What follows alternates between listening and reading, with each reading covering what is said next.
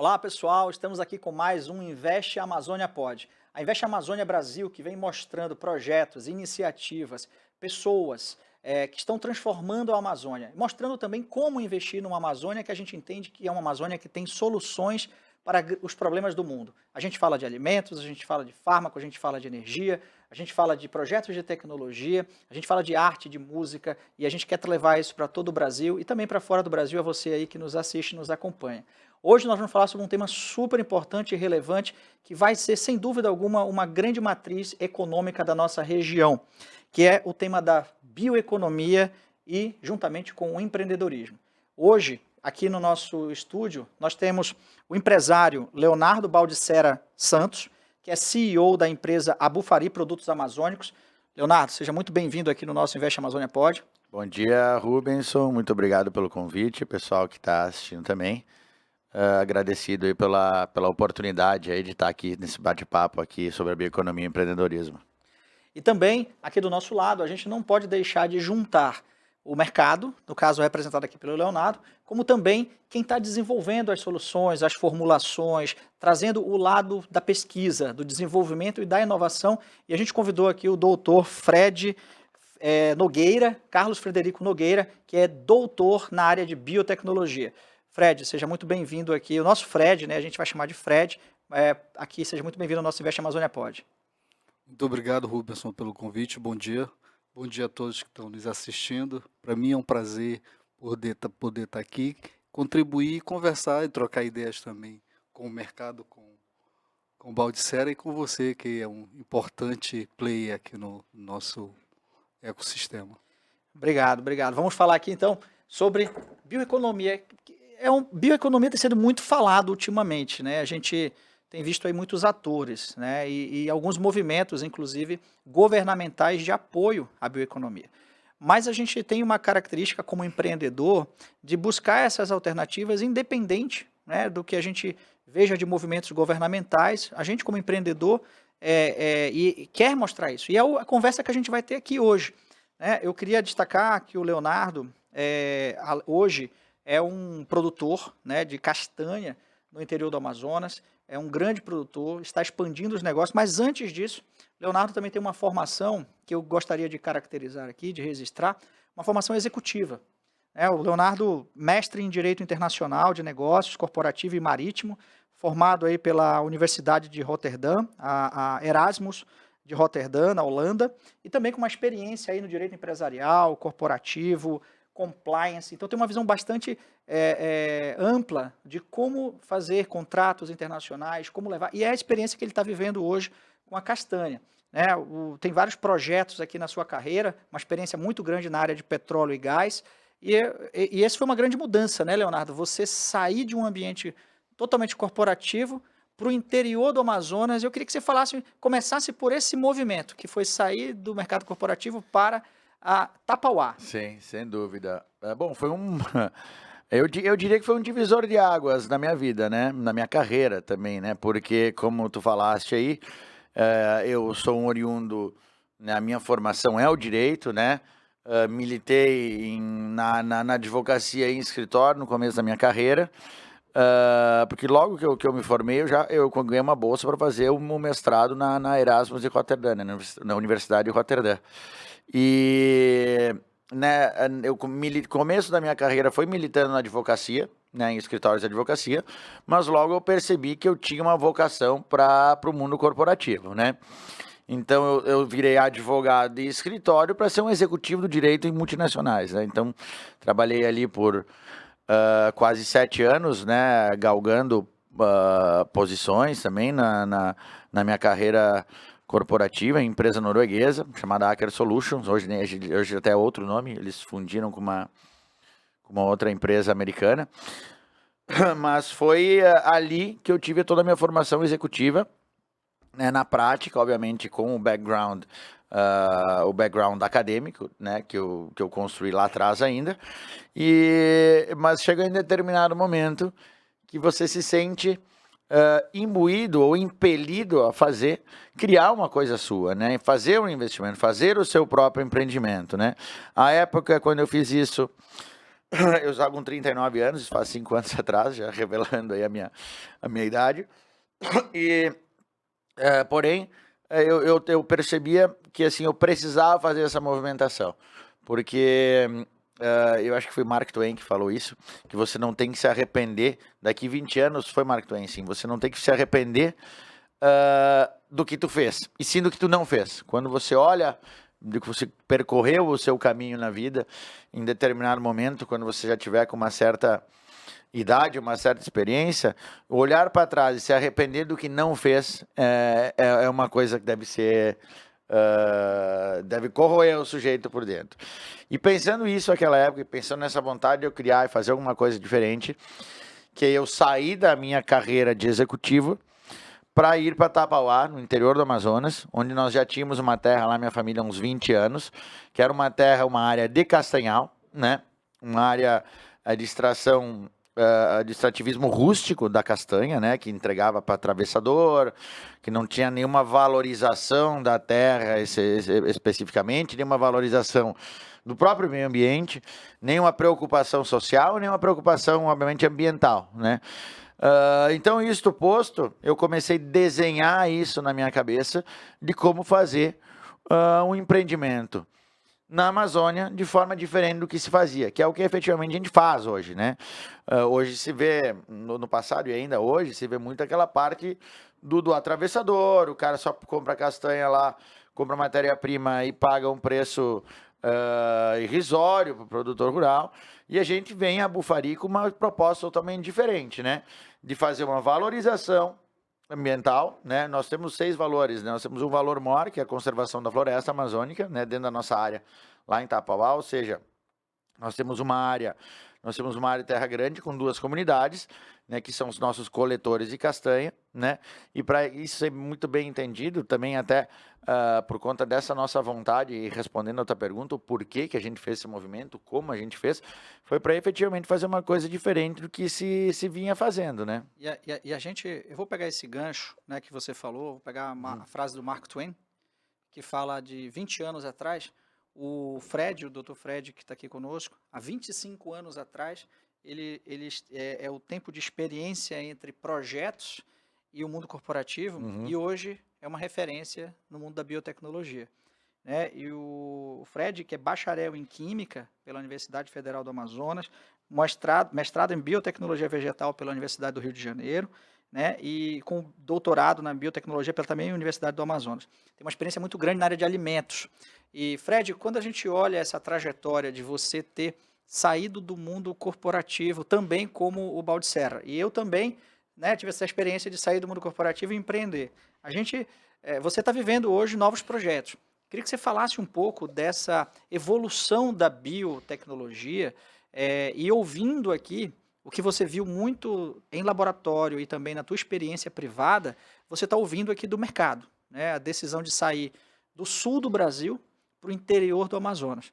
E você ter saído do Amazonas, ganhado um conhecimento também fora, com base no Amazonas, e retornou hoje para ser aí uma referência nessa área. É bastante interessante o depoimento do Leonardo, eu, muito jovem, eu terminando ali a universidade, a federal aqui do Amazonas, eu já comecei a trabalhar, antes mesmo de eu concluir o meu curso a minha graduação.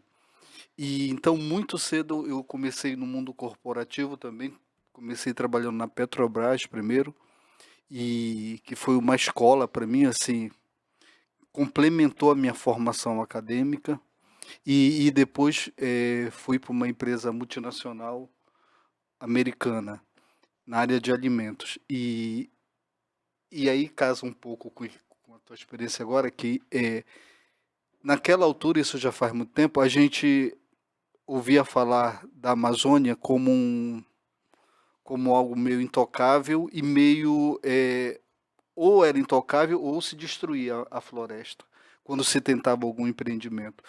E hoje a gente está falando de um outro momento. A gente está falando de bioeconomia, a gente está falando de ESG, a gente está falando em ganhar dinheiro com a floresta sem derrubar as árvores, né? Então, é um momento muito melhor, muito mais interessante e que usa esse conhecimento técnico e científico, que é, por exemplo, que eu tenho, em prol da economia sustentável, que é a bioeconomia, né? Eu não sei se Então, você, é uma etapa muito melhor, uma etapa muito interessante, um período muito interessante que a gente está vivendo. eu não sei se vocês concordam, até antes de explorar o projeto do ecossistema Abufari, mas não sei se vocês concordam, mas o momento que a gente está vivendo hoje é menos romantismo sobre a Amazônia e mais negócios com desenvolvimento sustentável.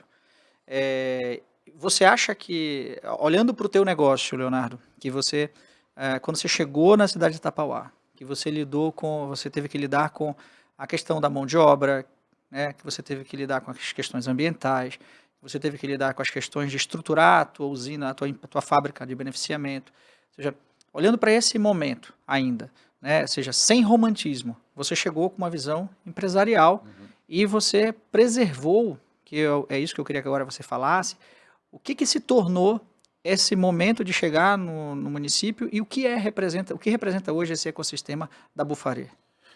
Bom, né, a nossa, bom, primeiramente a nossa chegada lá é um município, é um município que, falando do município por si só, né, nos últimos 3 anos e meio para cá, melhorou muito, né? Lá eles têm um prefeito, que eu até vou saudar ele aqui, que é o prefeito Gamaliel Andrade, que foi um cara que revolucionou aquela cidade lá. A gente tem que fazer esse reconhecimento das pessoas que fazem um trabalho bom, né? Acho que isso é importante. E acho que o próprio ecossistema amazônico, ele depende muito de pessoas, né?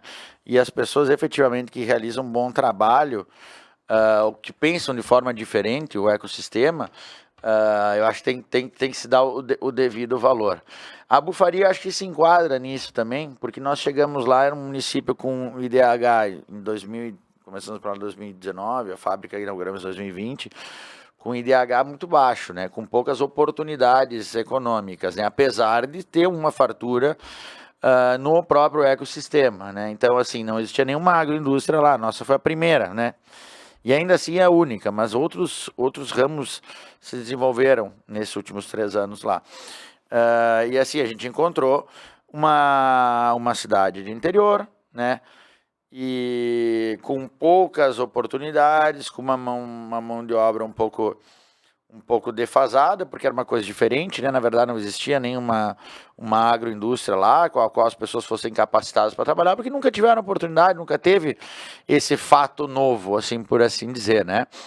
E logo quando a gente chegou lá, a gente quis, como eu estava até falando um pouco antes, a gente quis trabalhar toda a bioeconomia, ou economia sustentável, de uma forma diferente, né? Então, assim, como nós temos as nossas áreas lá, antes mesmo da nossa fábrica ficar pronta, nós trouxemos o pessoal do IDAM, para lá do Instituto de Desenvolvimento Agropecuário do Amazonas, na pessoa da Nadiele Pacheco, que agora é diretora técnica lá do IDAM, e do Luiz Rocha, do engenheiro Luiz Rocha, que é diretor do Florestal Não Madeireiro, dentro do IDAM, né? E antes mesmo da fábrica ficar pronto, nós trouxemos eles para lá para fazer workshops e cursos de boas práticas de manejo da castanha, né? E isso se enquadra dentro da questão dos pilares que a Bufari trabalha, né? Então a Bufari tem uma missão maior, que é a conservação da floresta amazônica, né? Dentro dessa missão maior, nós temos valores ou pilares que são capacitação das pessoas, né? Aí entra, obviamente, essa cooperação técnica cuidando, no sentido de ensinar as pessoas boas práticas de manejo de trabalho, né? Isso tanto no campo como dentro da nossa indústria, né? A qualidade, que também é muito intrinsecamente ligada, porque a partir do momento que eu capacito as pessoas, eu consigo implementar um processo de qualidade, né, no meu produto, né? Então isso são coisas intrinsecamente ligadas. A responsabilidade social corporativa, porque eu acredito que todo e qualquer empreendimento amazônico, o da bioeconomia, ele deve considerar o fator social também. Então, para dar um exemplo, lá dentro das nossas áreas, lá a gente criou várias ações, criamos uma associação para os coletores de castanha, né, para os agroextrativistas. Fizemos ações lá da TEAN, que até saiu um post na nossa rede social, até convidar o pessoal para seguir, @bufari.amazônia no Instagram, né? Que a gente fala da TEAM, que é a Tropa de Elite Ambiental, que é uma ação que visa conscientizar crianças e adolescentes quanto à importância da conservação da floresta, da conservação do meio ambiente, tornando esses jovens agentes transformadores dentro das comunidades, né, que eles vivem. Inovação e tecnologia, que é um dos outros princípios, né, um dos outros pilares que a gente aplica, né, no sentido de sempre aplicar novas tecnologias ou novas formas de trabalhar dentro dentro do nosso plano de trabalho, né, isso obviamente também visa, né, a evolução, não só ela impacta na qualidade, impacta na produção, impacta na própria capacitação, e basicamente a gente trabalha com esses princípios todos e o final, desculpa, a própria qualidade, né, que a gente começa, o nosso procedimento começa no pé do castanhal e vai até o consumidor final. Você, Fred, que é pesquisador também, né, do Centro de Bionegócios da Amazônia, que está passando aí por uma reestruturação, que tem como foco ser uma referência na parte de políticas públicas, uma referência para institutos e outras entidades, e também pesquisador, né, e consultor de projetos do Instituto Inspire Amazônia. Eu te pergunto, como que fica a visibilidade, né, de centros como esses, que têm laboratórios, do que está acontecendo lá no interior do Amazonas?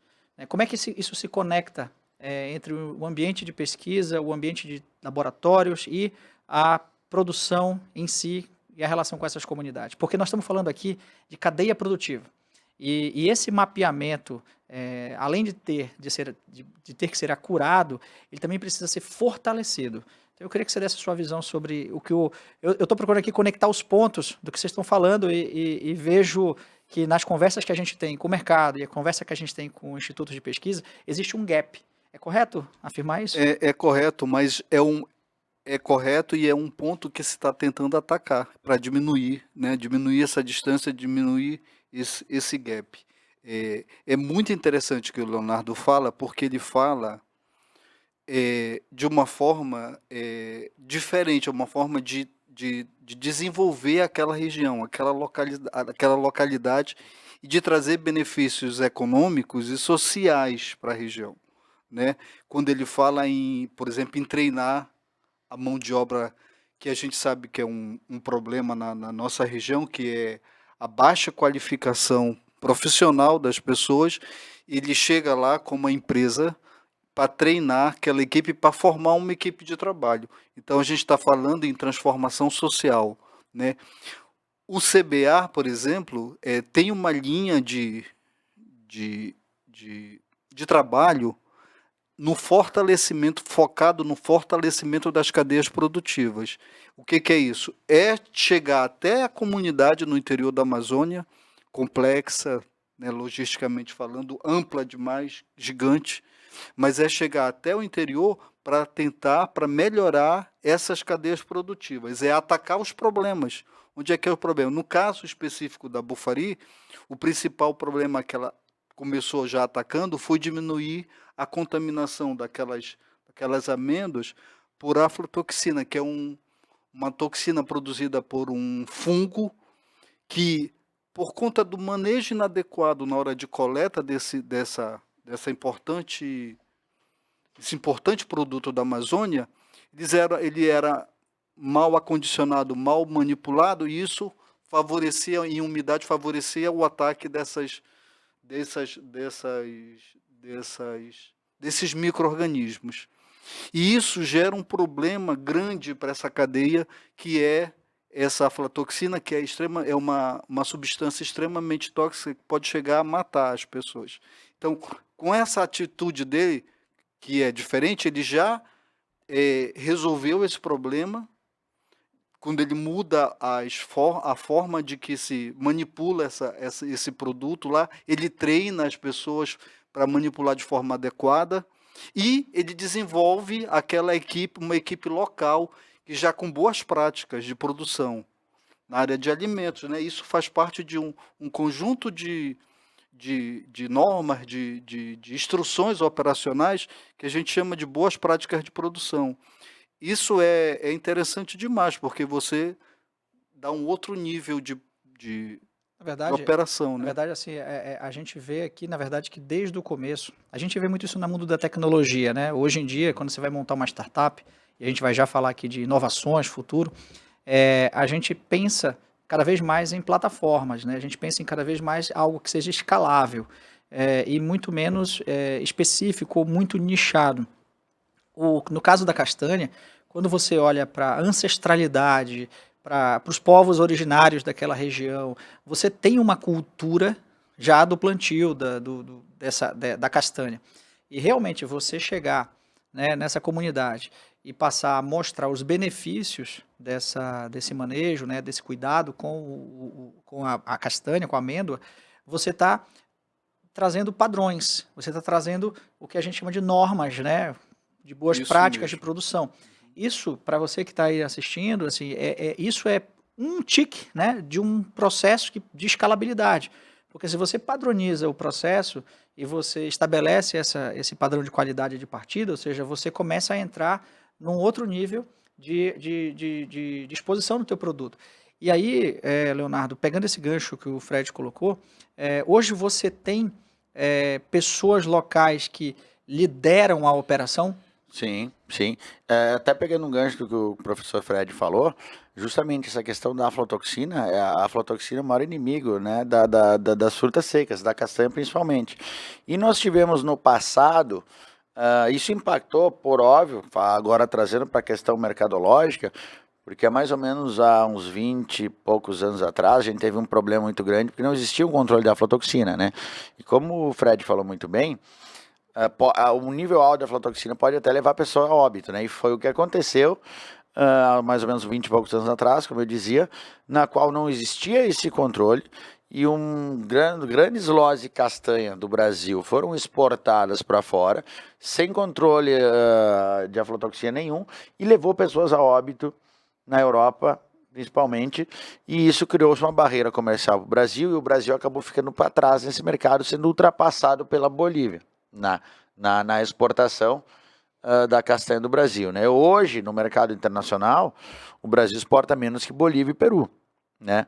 A gente até é parte, junto na Apex Brasil, criou o Exporta Mais Amazônia, e dentro do Exporta Mais Amazônia tem a mesa executiva da castanha do Brasil, que a gente é parte, a gente é Bufari, e ali a gente tem discutido, né, os gargalos, né, que nos impedem a ter liderança de novo desse mercado e ações para derrubarmos para rompermos esses gargalos, por assim dizer, né? Então isso com certeza é uma coisa muito, muito impactante, né?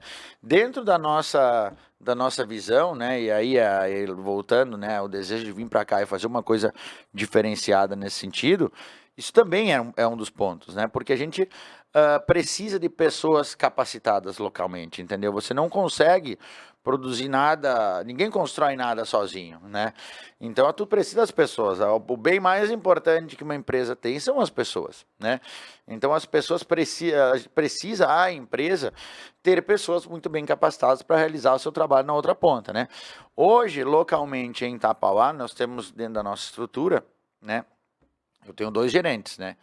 Um que é um gerente que é um grande parceiro nosso há muito tempo, que é o Raimundo Rabelo de Oliveira, né? Que ele é o gerente de operações, né? Então ele é um cara lá, o nativo lá de Itapauá, né? Que nós conhecemos há muito tempo, ele que tomava conta da nossa área lá, né? Fazia toda uma parte ali de coordenação da área.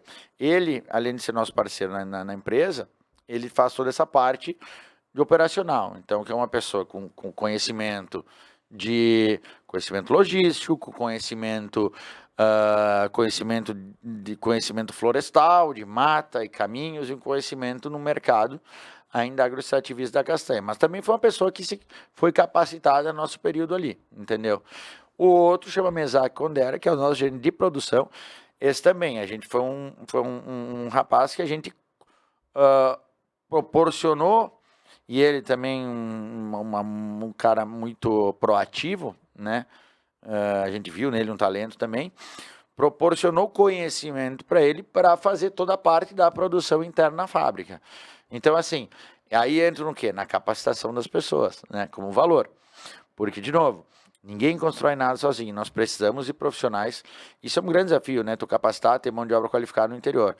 A gente teve a gente faz isso bastante dentro da fábrica, né? Com os colaboradores da fábrica e também, né, a parceria citada com o IDA foi para capacitar os coletores de campo, mas a gente faz treinamentos internos na nossa fábrica para poder capacitar as pessoas e as pessoas poderem ter um conhecimento de trabalho para poder trabalhar dentro de um procedimento que a gente entende que é o correto, né? Você sabe o interessante? É que você falando, né? Eu tenho certeza que quem nos assiste aqui está vendo que é uma cabeça de multinacional. Né? Você fala de logística, você fala de mão de obra, você fala de conhecimento local, você fala de desenvolvimento de pessoas, você fala de cumprimento de normas, de ISO, de qualidade, você está numa fase de beneficiamento e agora e o pesquisador, né, que eu acredito que aqui é a grande oportunidade, é que a gente tem que pegar o King Kong e fatiar em micos. E sair trabalhando esses micos para ter um grande plano de bioeconomia, né? Um grande plano de transformação para a criação de uma matriz econômica. E aí vem os modelos de negócios, né? Ou seja, como é que eu vou agregando valor à amêndoa? Eu começo com a castanha, mas eu termino com o quê? Tem fim a exploração de a geração de valor de produtos para a castanha, Fred? Se tem, a gente ainda está no início, né? Então, isso é bom, isso é bom. A gente tem muitas oportunidades ainda e possibilidades. A castanha in natura, ela é maravilhosa, tem Tô esperando a minha lá de Itapauá, que tá Pois vendo. é, ela tem... Agora começando a safra que eu te trago. Ela tem um potencial nutritivo, né, nutricional maravilhoso, mas ela ainda pode gerar outros e outros produtos, outras e outras riquezas, né?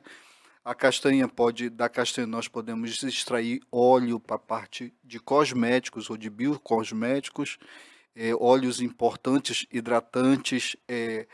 Da castanha nós podemos produzir outros subprodutos, como, por exemplo, leites vegetais, que a gente chama de leites vegetais, que tecnicamente a gente chama de extrato aquoso, mas é um leite vegetal.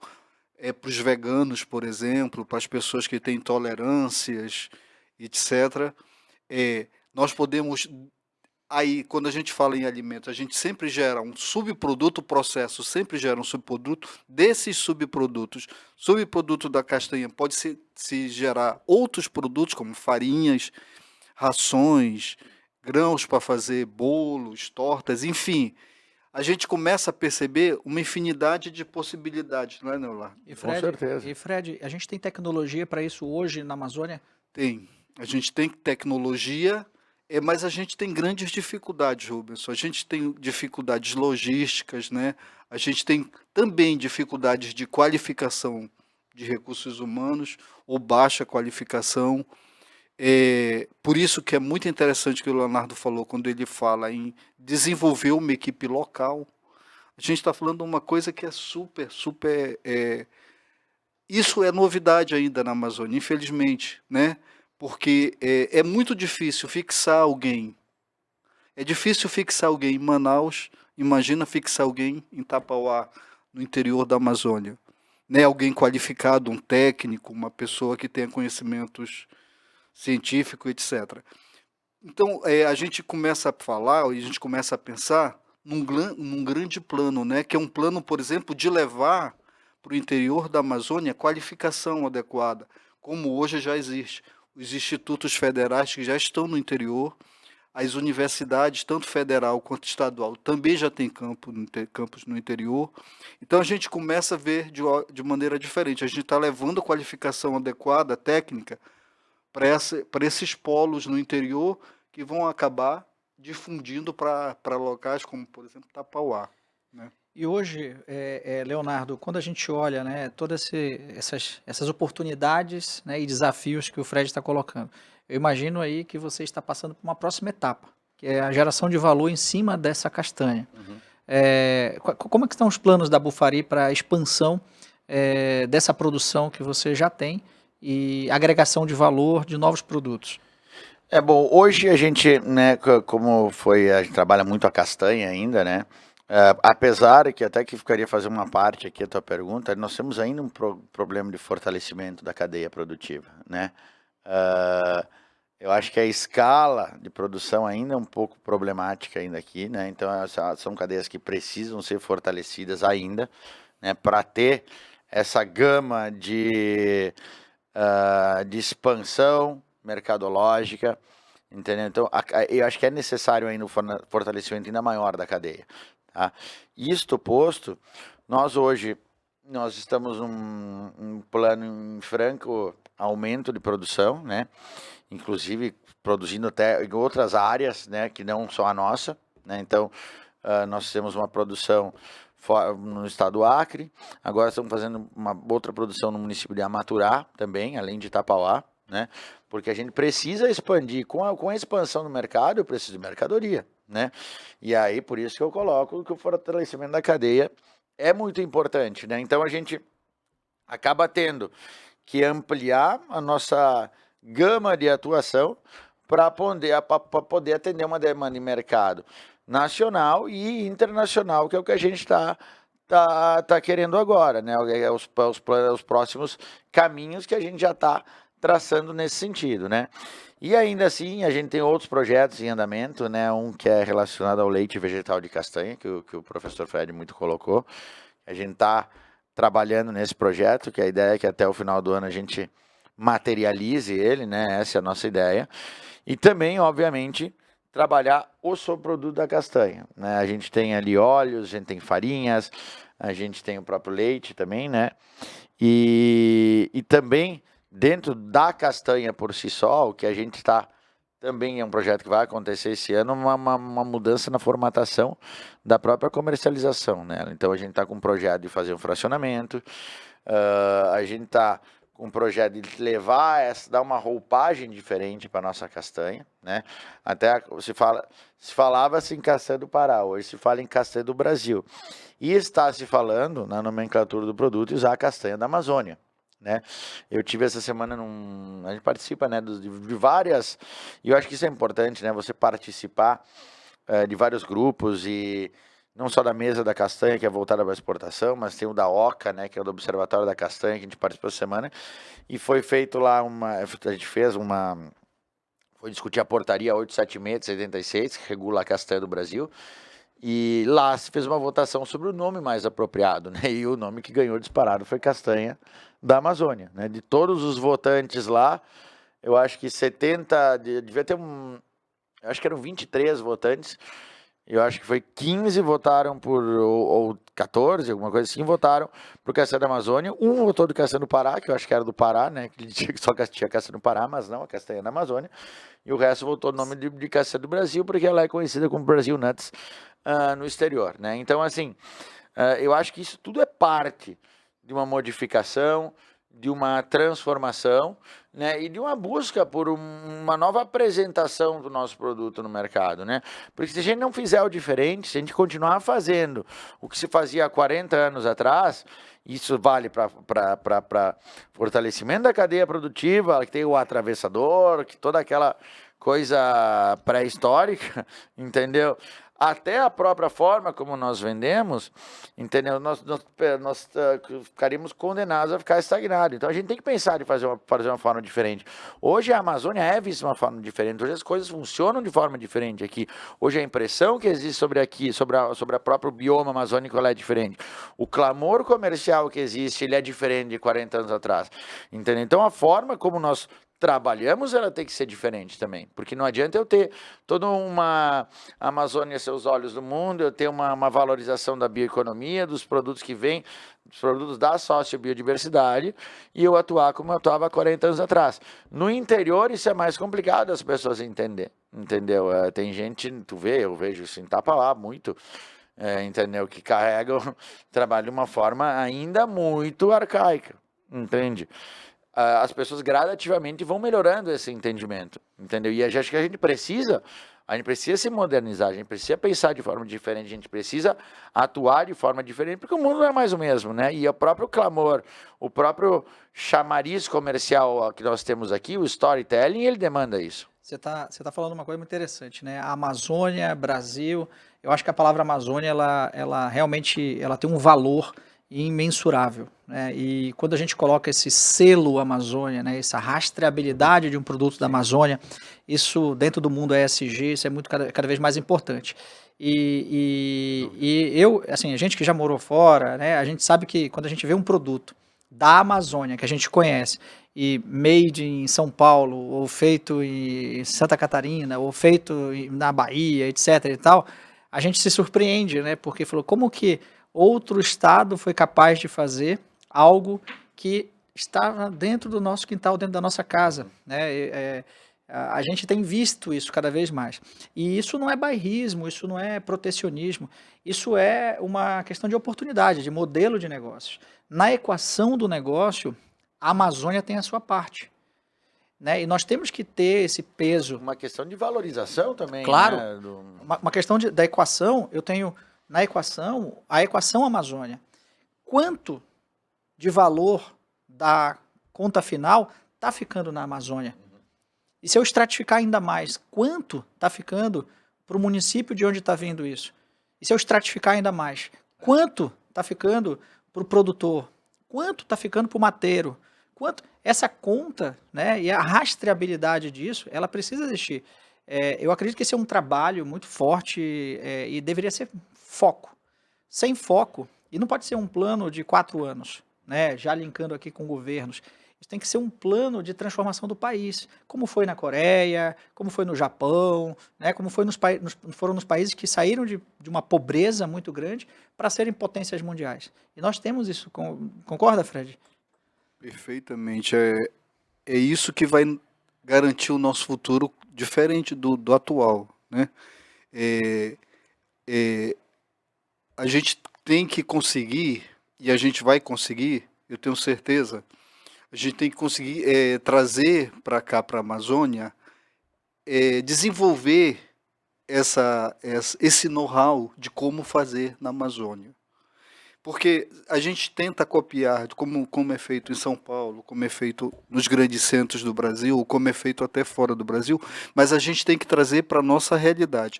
Então, na hora que a gente souber como fazer na Amazônia, a gente transforma isso num outro modelo, num modelo muito melhor. Eu participei de um evento, inclusive eu estou trazendo para cá, para Manaus, esse modelo para a Amazônia, né? Você vai ser convidado a Bufari, junto com o Instituto Inspire Amazônia, para a gente trabalhar a concepção, o produto. Porque a gente, pela nossa vocação da região, nós não somos uma região que desenvolve produto. Nós somos uma região que nós recebemos os produtos prontos. E essa vocação de desenvolver produto, ela exige uma mudança do cérebro, uma mudança de mindset. E a gente tem a oportunidade de desenvolver produtos com os nossos produtos da Amazônia. Faz sentido, Leonardo? Pensando no mundo empresarial? Eu acho que faz total sentido. Dentro até do que eu estava comentando antes, né, sobre a necessidade de nos inovarmos, de nos reoxigenarmos, eu acho que faz muito sentido, porque, de novo, né, muito se faz com a cabeça do passado, e nós estamos num momento totalmente histórico, totalmente diferente, de valorização da Amazônia, como talvez nunca houve, entendeu? Então, é uma onda que nós temos que aproveitar, é uma onda que nós temos que surfar, e para nós surfarmos uma onda diferente, vou lembrar meu passado de surfista, não muito de sucesso, né? Nós temos que aprender a surfar de uma forma diferente, entendeu? Porque à medida que nós temos uma valorização da própria Amazônia, uma valorização do produto amazônico, uma nova oportunidade de inserção no produto amazônico no mercado, nós precisamos fazer toda essa... E não é só a parte final mercadológica, é toda a cadeia, entendeu? Toda a cadeia precisa de uma consolidação, toda essa corrente que começa lá no meio da mata até... o momento que eu levo o produto para o consumidor final, para o cliente final, ela precisa de inovação, ela precisa de formas mais dinâmicas de ser realizada, entende? Olha, de se trabalhar assim. Eu tenho uma frase comigo que eu usei para toda a minha vida, né? Que era: melhor eu estar sempre preparado e nunca aparecer uma oportunidade do que no dia que aparecer a oportunidade eu não estar preparado. E isso, pegando um caso da minha vida pessoal, eu estudava espanhol às 7 da manhã no sábado. Eu já falava inglês e eu queria aprender outro idioma. 7 da manhã no sábado. Quem é que vai estudar espanhol 7 da manhã num sábado, jovem, podendo ir para uma balada, podendo ir para outro lugar e sem a necessidade de ter que aprender espanhol? Mas eu entendia, né, que naquele momento você precisava superar barreiras, você precisava sair e estar preparado. E um dia surgiu uma oportunidade de trabalhar num país da América Latina e fazer negócios na América Latina. E a Amazônia tem uma fronteira com a América Latina. Sim. Né? Então, você também fala espanhol, você fala inglês. Isso, para quem nos ouve aqui, a gente tem que pensar que a Amazônia, quando algumas pessoas falam de Amazônia internacional, não é que ela é dos outros, ela é nossa. Só que ao falar a língua dos outros, a gente consegue adentrar e consegue vender mais. Que é isso que eu acredito que é também um dos grandes desafios que a gente tem aqui, né? Sim, correto. Pô, fantástico isso, porque o mundo hoje a gente fala em vários idiomas e falar inglês, falar espanhol, para a gente é básico, digamos assim, é fundamental, né? Toda a nossa vizinhança aqui da Amazônia fala espanhol, né? Toda a nossa vizinhança. Então a gente precisa falar para poder se comunicar melhor, para poder vender melhor, né? Eu já estou vendo a Bufari produzindo castanha já nas fronteiras aí já está no Acre, já está na... isso é um modelo de negócios, né, Leonardo? Você teve que pensar, né? Você chegou numa limitação geográfica daí de Sim. produção e aí você teve que pensar. Isso é um modelo de negócio. Você arrendou outras terras, você... Eu, particularmente, no nosso caso, né, foi uma questão também de oportunidade, né? Porque ainda, por exemplo, em Calhas do Rio Purus, como a gente tem, não tem só eu que compro castanha, tem os caras que estão há 40 anos comprando lá, entendeu? E aí tem muitos produtores que têm uma fidelização com esse cara. Algumas vezes já é uma barreira que a gente consegue quebrar, outras não. Tem alguns que preferem, efetivamente, o cara tá comigo há 40 anos, vou só vender para ele. Não interessa no preço que o cara paga, às vezes paga até menos, né? E a gente foi buscar gente que realmente quer pensar fora da caixa, entendeu? A nível de produtor, ou a nível de gente que organizasse essa compra de matéria-prima pra gente, entendeu? Ou até mesmo a nível de produção, né? Porque se eu não, assim, nós não vamos deixar de seguir um caminho que a gente tentou traçar por causa de um ou outro, entendeu? A gente vai buscar alternativas e eu acho que na vida é assim, né? A partir do momento que tu planeja uma coisa, se não dá por certo de um lado, você vai buscar uma outra alternativa, né? Uma outra solução, mas não vai deixar de fazer, né? E Leonardo, nesse processo de investimento, você tem os tentáculos do mercado. Você está falando com países, você está falando com outras regiões, você está falando com canais de vendas. Do outro lado, você tem a comunidade, você tem as cooperativas, você tem o beneficiamento, as associações. Como é que o governo te apoia? Bom, eu tenho que salientar, a gente tem uma parceria desde o começo que eu cheguei aqui no Amazonas, a gente tem uma parceria muito, muito grande e interessante com o governo do estado, né? Principalmente no sistema CEPROR, né? Começou lá atrás com o secretário, quando era o secretário Petrúcio Magalhães, que é um grande amigo nosso, e toda a equipe dele aí, embaixo do sistema CEPROR, você tem o IDAN, você tem a ADS, e nós sempre tivemos uma relação excelente com o governo do estado. Começou lá atrás, continua até hoje, né? Nessa parte do setor primário. Para você ter uma ideia, né? Nós temos essa cooperação técnica com o IDAN. Lá atrás, os treinamentos que foram realizados foi em parceria com o IDAN. Quem foi treinar lá foram engenheiros florestais do IDAN, né?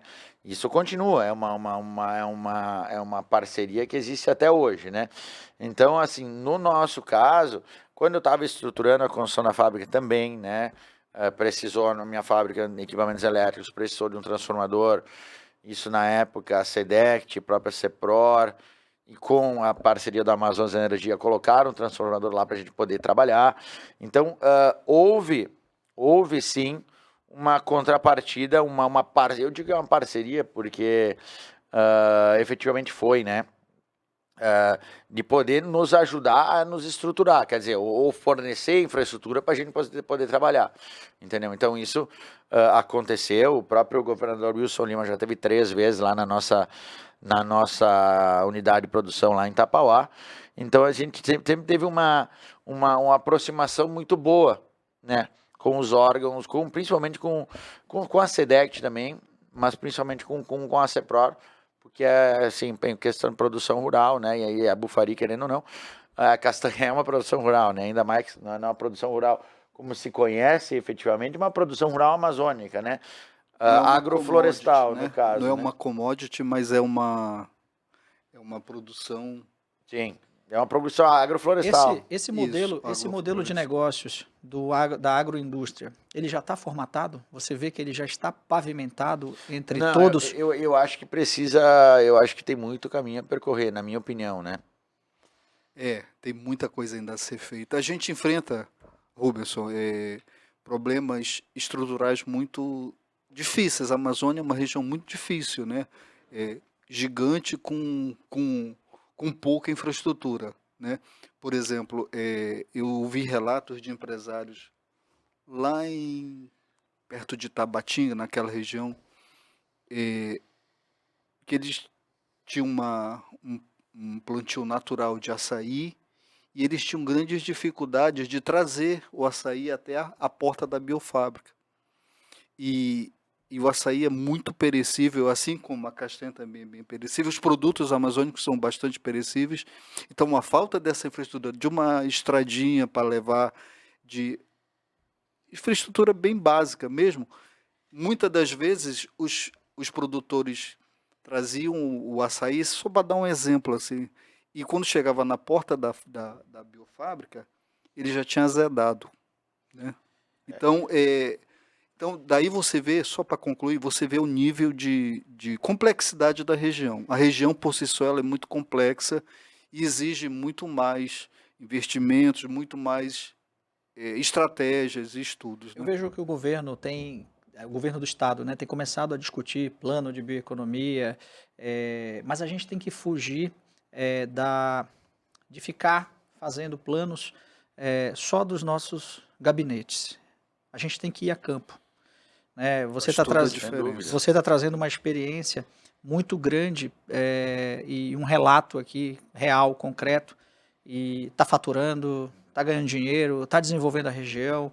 Você está falando aqui pelo ambiente pesquisa, isso aqui tem que estar próximo, cada vez mais próximo. A gente sabe a dificuldade no Brasil de unir universidade, conhecimento com o mundo empresarial. A gente é empreendedor, a gente sabe, a gente sente essa dor. Mas eu acredito que a mensagem que fica aqui nessa parte é que alinhamento de objetivos.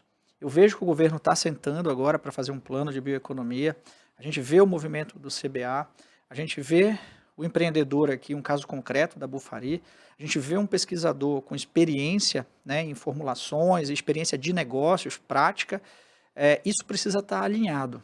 E isso se fortalece com a visão de ecossistema. Menos ecossistema, menos ambiente de defender o meu pirão primeiro, né? Farinha pouca, meu pirão primeiro. Então, quando eu coloco essas coisas, eu coloco como que quebra de paradigmas.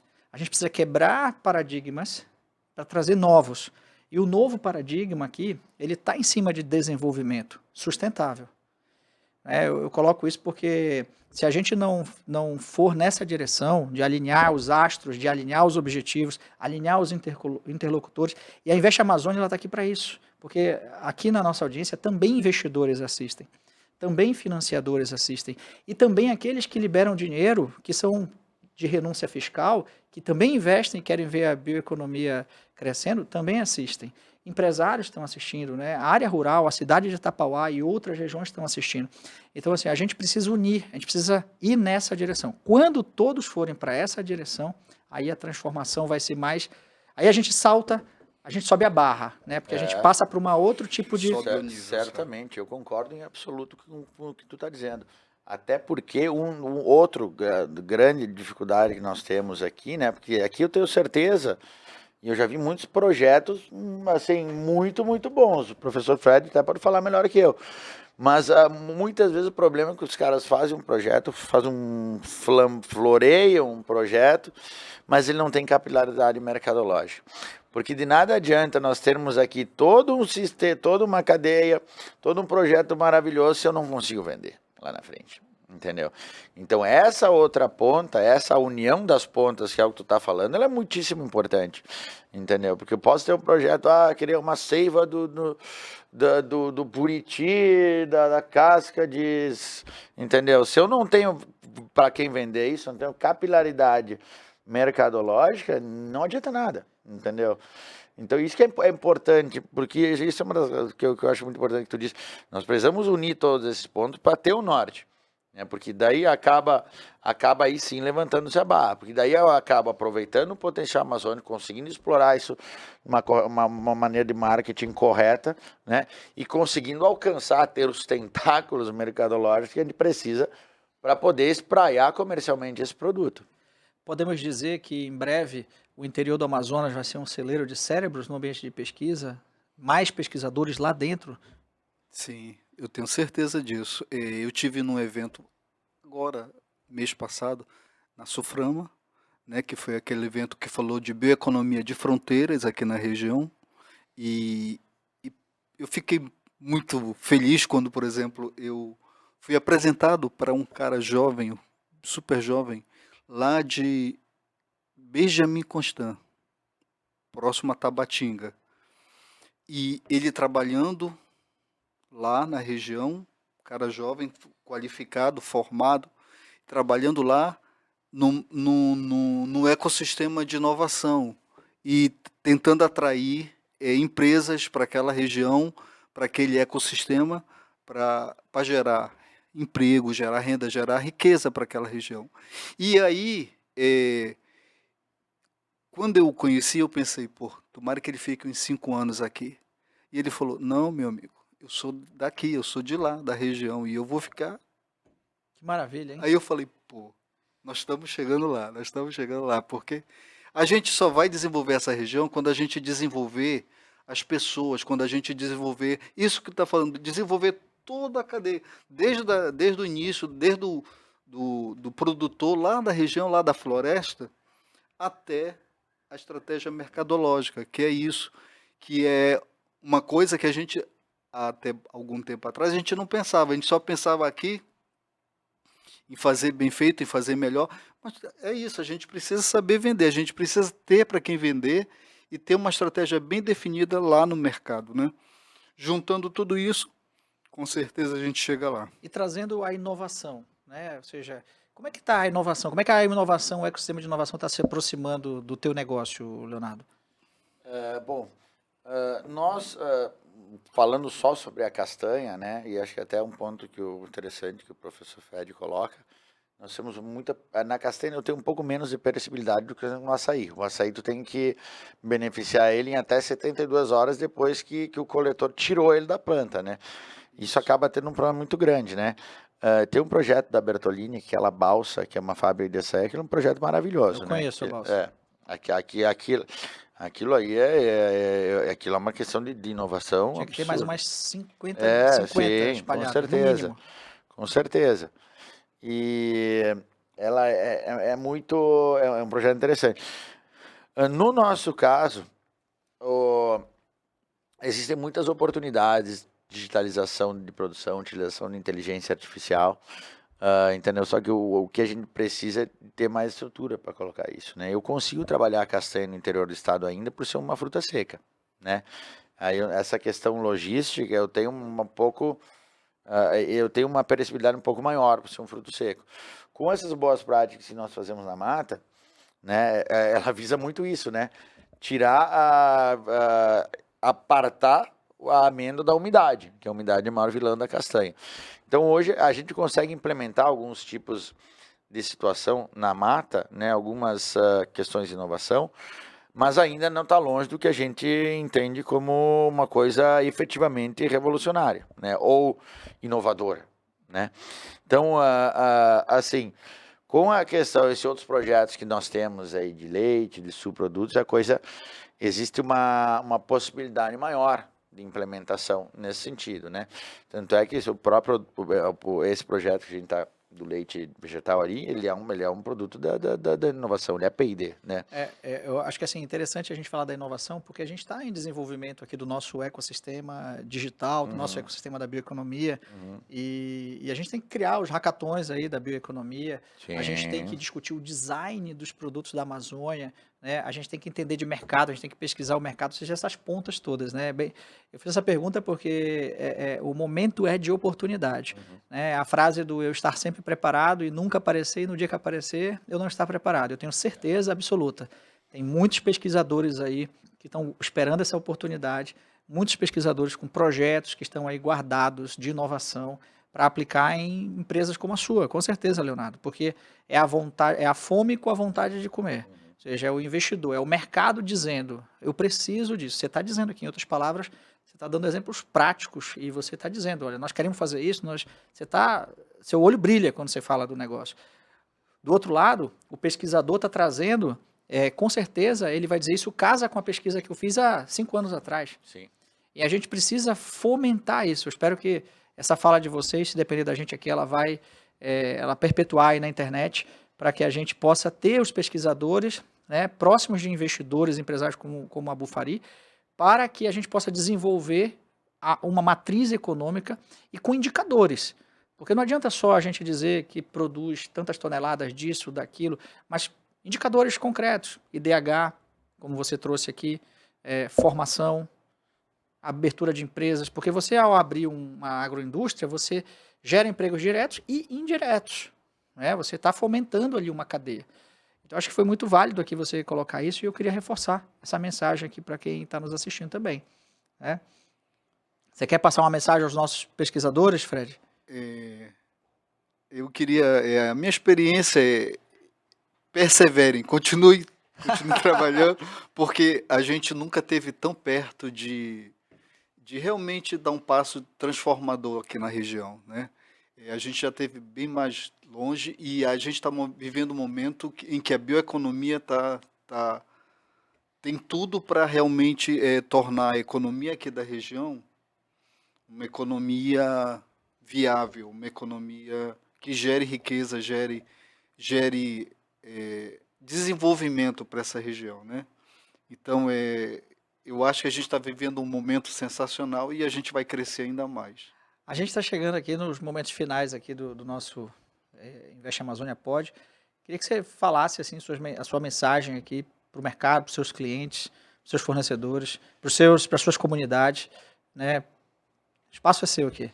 Bom, primeiramente, o que eu gostaria de dizer é que acreditem na Amazônia, né? A Amazônia ela é um lugar icônico no planeta, né? Normalmente eu falo para as pessoas, principalmente no interior, para incentivar que se trabalhe a massa cinzenta, eu pergunto qual a maior riqueza que existe aqui.